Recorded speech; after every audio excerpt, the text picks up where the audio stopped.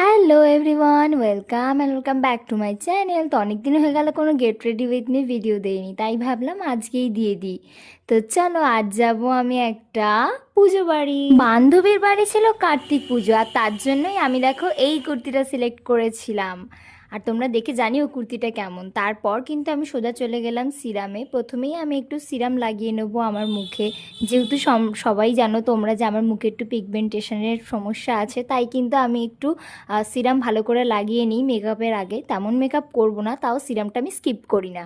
তারপর কিন্তু আমি লাগিয়ে নিচ্ছিলাম সুইস বিউটির একটা প্রাইমার। আশা করি তোমরা যারা মেকআপ করো জানবে যে সুইস বিউটির এই প্রাইমারটা খুবই সুন্দর, অ্যাজ আ হাইলাইটারেরও কাজ করে। যেমন স্টোভ ক্রিম থাকে, ঠিক এটাও তেমন। তো আমি এটা সবসময় স্কিপ করি না, এটা সবসময় আমি কোথাও যাওয়ার আগে অবশ্যই লাগাই, কারণ এটা মেকআপ বেস, বেশি মেকআপের প্রয়োজন হয় না এটা লাগালে।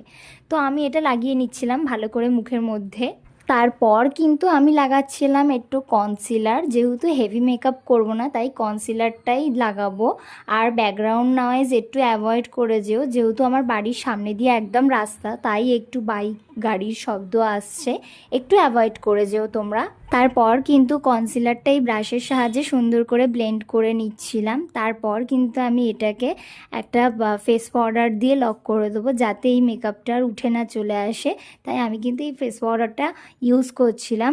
এই ফেস পাউডারটা কিন্তু ড্যাজলারের ফেস পাউডার ছিল, হয়তো তোমরা কোম্পানিটার নাম অনেকেই শুনে থাকতে পারো, তবে এই ফেস পাউডারটা কিন্তু সত্যি ভালো। আশা করি তোমরা সকলেই এতদিনে জানবে যে আমার একটা দোকান আছে কসমেটিক ইমিটেশনের, আর সেখান থেকে আমি এই ক্রিম ব্লাশারটা নিয়েছিলাম। এটা কিন্তু ছিল ইনসাইডের, আর ভীষণ ভালো ছিল এই ব্লাশারটা। অল্পতেই কিন্তু এটা রেজাল্ট খুব ভালো আসে, তোমরা দেখতেই পাচ্ছ। ব্লাশারটাকে কিন্তু আমি আবারও ব্রাশ দিয়ে সুন্দর করে ব্লেন্ড করে নিয়েছিলাম, দেখো কতটা ভালো রেজাল্ট আসছে।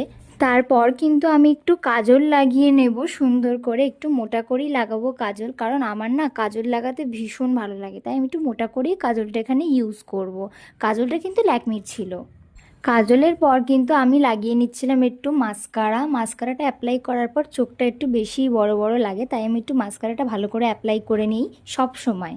তারপর কিন্তু আমি একটা ডিপ কালার লিপ লাইনার দিয়ে সুন্দর করে ঠোঁটটা প্রথমে ড্র করে নিচ্ছিলাম, যাতে ঠোঁট থেকে লিপস্টিক না বেরিয়ে যায়।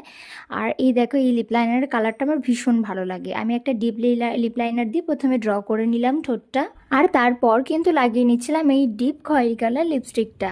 দেখো কত সুন্দর লাগছে ঠোঁটে। তারপর আমি একটু ভুরুটা সেট করে নিচ্ছিলাম, আইভুরুটা। চুলটা কিন্তু প্রতিদিনের মতো আমার ছাড়াই থাকবে আজকেও, তাই চুলটা আমি সুন্দর করে প্রথমে আঁচড়ে নিচ্ছিলাম, তারপর কিন্তু একটা ক্লিপ দিয়ে চুলটা সেই ছেড়েই দেবো। তারপর কিন্তু পরে নিচ্ছিলাম এই দুটো কানের, দুটো কিন্তু আমি